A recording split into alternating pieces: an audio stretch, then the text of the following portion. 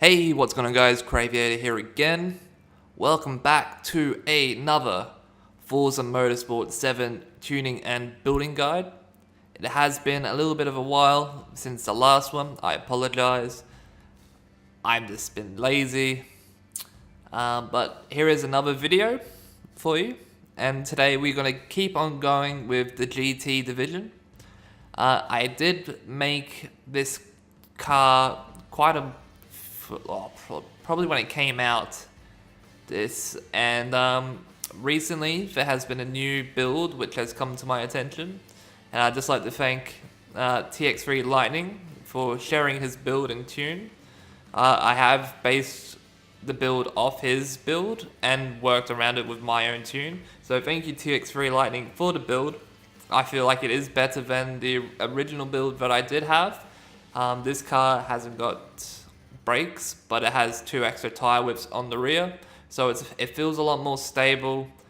It's got a lot more traction on the back, so I think that's the reason why he's gone with this build. But I feel like it is quicker than the original build that I've had, and I have reworked with the tune, so I have done a little bit of work to it. I have came back to it. I think I've got it going a lot quicker than it used to. But yeah, I'd just like to shout out to TX3 Lightning for that build.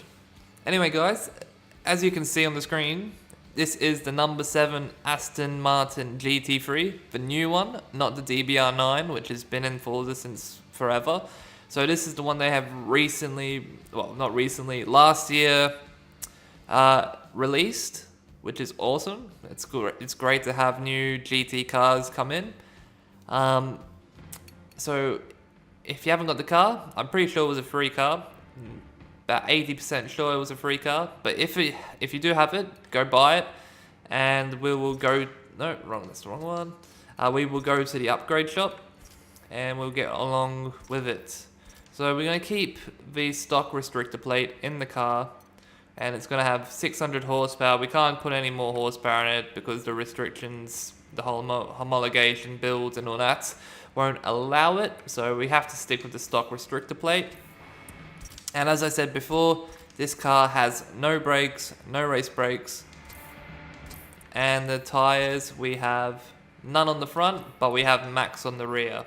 So we've got the 355 width tires, and with rims, I'm pretty sure it is, I can't remember actually which one it is, but we'll keep scrolling through until we get to it. The Momo Rush, or any weight equivalent to that one. I don't know if there's many. All the Momos are the same. There's probably a few more, but that's the ones I got. Rim size is stock on front, and rim size is stock on rear. Pretty straightforward build with this one. Not much you can do with this car, but it is quite fun. And once you have got this build done, we're going to jump to tuning side of things. That is not the tuning side of things. That is the tuning side of things. Tire pressures, we're going to have 28 on the front, 28 on the rear. I have been liking 28 more and more recently on the tire pressures than 30-30.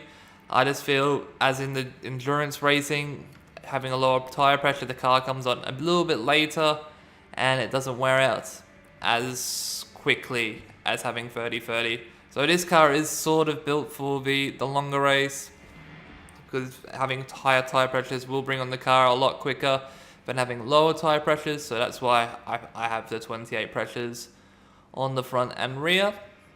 Gearing, we're going to have 3.88 on the final drive, 267 on the first, 192 on second, 147 on third, fourth is 117, fifth is 0.97, and 6 is 0.85.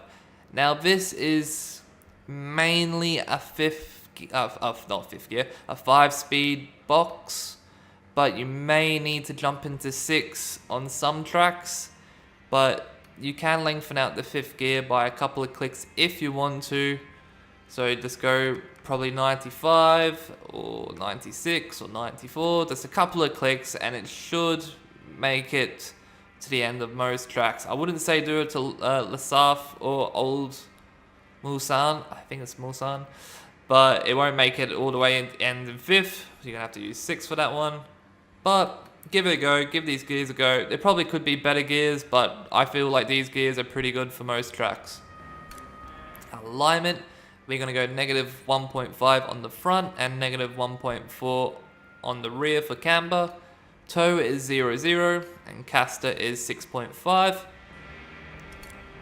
Roll bars, we've got relatively stiff roll bars for this one. We have 34 on the front and 40 on the rear. I did try soft roll bars, but it felt like the car was a little bit too flexy for my liking going through the corner, midway, especially through the sweeping corners. So that's why I did stiffen it up, just to make it a little bit more rigid, and I feel like it helps a lot. Springs, we have gone for a relatively stiffer front than to rear. We've gone 670 on the front, 555 on the rear. Reason being, I'm trying to get as much traction out of as possible out of the corners. So then also this helps with the tire TCS, or if you have no TCS, should I say, it will help out the corners that way, giving it more grip to the rear. Ride height, we've got all the way to the bottom, 3.3 on the front, 3.9 on the rear. Dampening, rebound, we have 11 on the front, 10.5 on the rear. Bump stiffness, we have 4.8 on the front, 4.4 on the rear. Downforce, we have 386 on the front, 360 on the rear. This is very little downforce. I did at the time have no downforce on the back. I was opting for maximum straight speed, which this car really did get. It actually went really, really fast without no rear downforce for some reason. But then it compromised it going through the corners. So I thought 360 was a good compromise position, but you can put more downforce on the rear if you are struggling a little bit with the oversteer through the high-speed corners.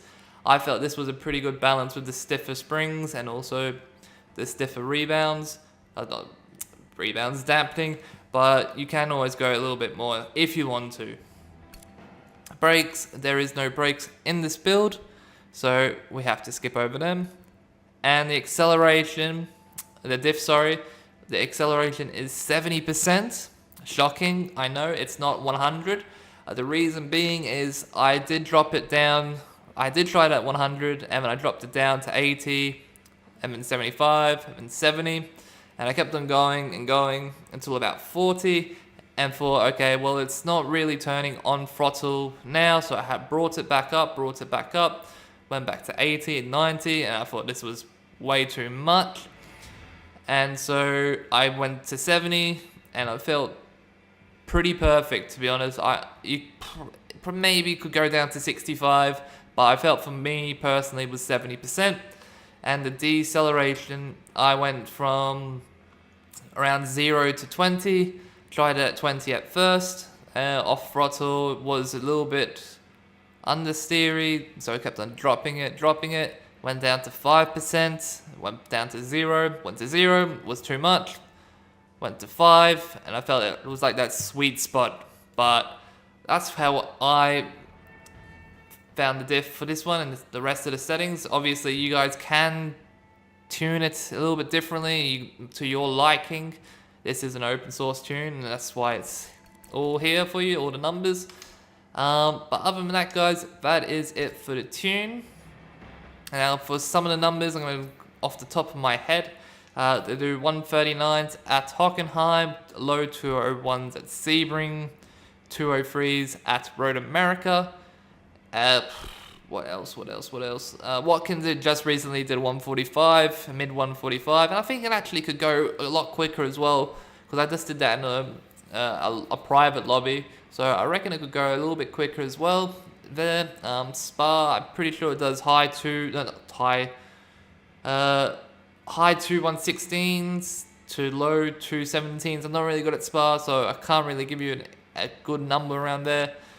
But other than that, this car is a really fun car to drive. This is really fun. I prefer this car over many other cars recently because I do really like this new build. With the old build, it was really oversteery, and I feel like this car has improved dramatically with those extra tire whips. So a big shout out to TX3 Lightning for the build. If you want this paint, it is done by ITSMIEK, ITS, no space, MIEK. Great paint. As you can see, my old teammate JSR Mitch has got his name on it. But other than that, guys, if you did like the video, please give this a like, share, favorites. And if you want to see more content like this, please subscribe. And also, I am doing a question and answer video soon. I have been getting a lot more questions recently. So if you have any questions you would like to answer, or me to answer, or you to ask, please put it down in the comments, and have a nice day.